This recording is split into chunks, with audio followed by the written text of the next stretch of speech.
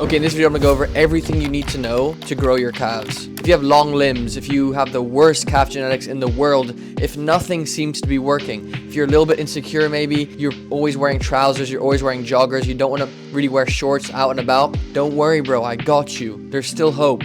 Although we may never have those Joe aesthetics calves and rip to bro, we can still grow our little baby calves. It's still possible. And today I'll take you through everything I did to grow my calves. Now they ain't nothing special, but they did grow. Anyways, let me get into it. So we need to discuss training, exercise selection, frequency, volume, intensity, some training cues, and a bunch of my other secret training tips and tricks to maximize muscle growth. So first up, let me just state the obvious. Get your in a calorie surplus, bro. If you want to put on muscle, especially in those stubborn little calves, then you have to be in a calorie surplus. 200 calorie surplus is fine. 200 to 300, 400 maybe. That's perfectly fine. But you need to fuel muscle growth, especially if you're trying to grow those stubborn muscles. And 1 gram of protein per pound of body weight. I don't need to state the obvious. But putting that to the side, here are the main exercises you need to be doing.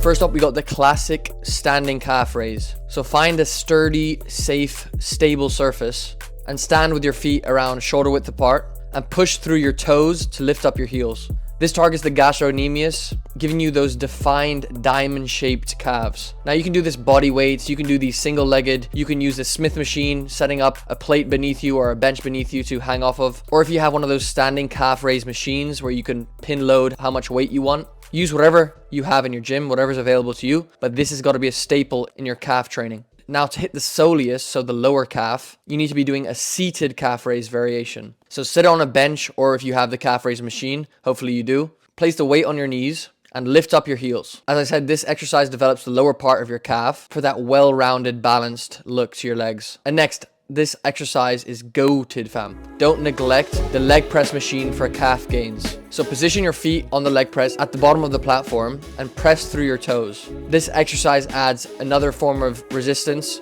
another way to stimulate calf growth, allowing you to get stronger and bigger calves.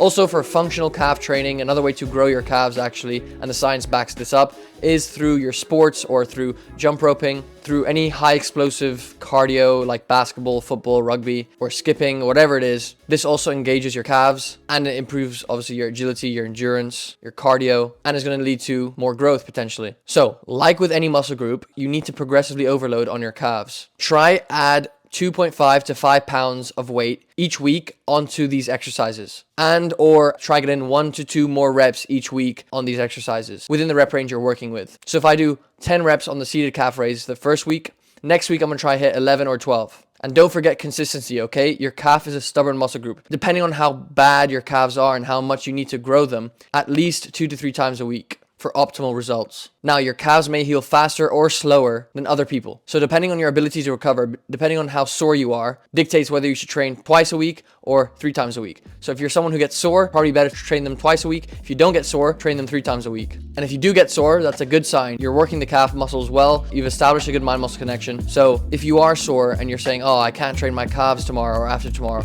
it's a good sign that you've hit them with intensity.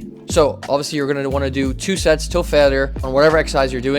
And I mean failure with partials at the end and everything. But do not sacrifice your form, okay? I'm telling you, if your form is trash on your calf raises, you won't grow, period. So 2 seconds, hard squeeze at the top, very slow eccentric, and 2 second huge stretch at the bottom, always. Growth is highest at the stretch under load. So milking that super deep stretch at the bottom of your calf raise might even be more effective than getting full range of motion reps.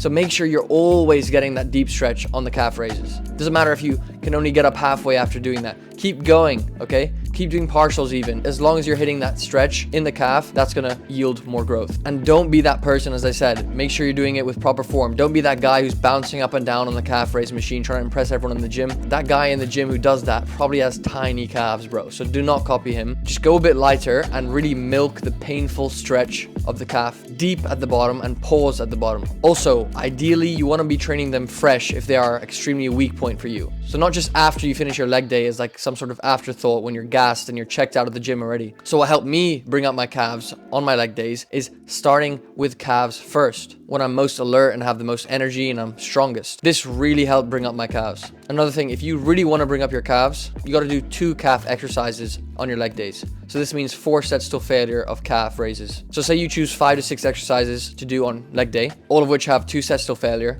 The first 2 exercises should be calf raises. Also, on your chest day, throw in a calf raise, bro. That's also what I do on every chest day. I'll start with calves, or I'll finish with calves and abs sometimes on top of training my chest. This allows me to hit them twice a week because I'm hitting them on my leg days and on my chest days. So I'm training my calves probably twice every 5 to 6 days. Now, granted, you may not have that set up, may not want to train calves with the chest, I understand. But the main point is you have to throw in calves on an upper body day, especially if they're a weak point for you, to just train them on your leg day. You have to choose an upper body day, whether it's shoulders, back, arms, to throw in a calf raise. Also, include multiple different feet positions and angles at which you do the calf raise. This is going to target different parts of the upper and lower calves at different angles, getting you different contractions, and it's always good to do that to maximize muscle growth. Also, throw in some intensity techniques. So body weight standing calf raises. Then once I fail on that, I'll bend over and do some donkey calf raises to finish off, alternating different feet positions, maybe pointing my feet outwards one day, inwards the next day, forward the other day, experimenting with all these things. This burns. It's important though that you do the exercise which gives you a good pump. If you really are trying this machine, you've tried it for a month and you still aren't getting a pump, you're not getting a good mind muscle connection, you're not feeling it in your calves, then just stick to the machines or exercises that you feel your calves contract, that lactic acid is building up and it's firing and it really hurts. Use that machine.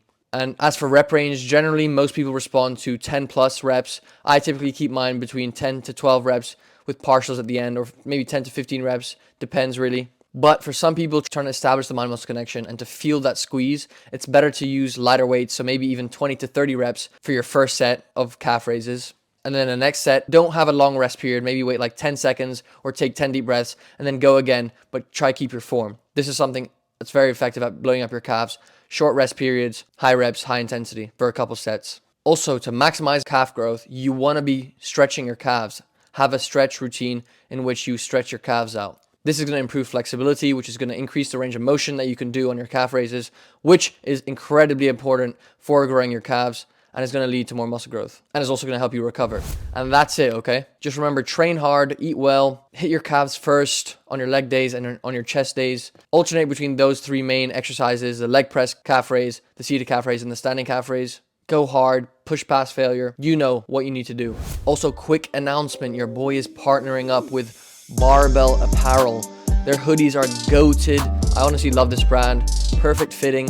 Really brings out the aesthetics of anybody, right? Any physique could fit into these clothes. They've got oversized pump covers which literally make you look 10 times bigger than you actually are. I'm not even joking. I don't even know how they do it. And these hoodies are goated, okay?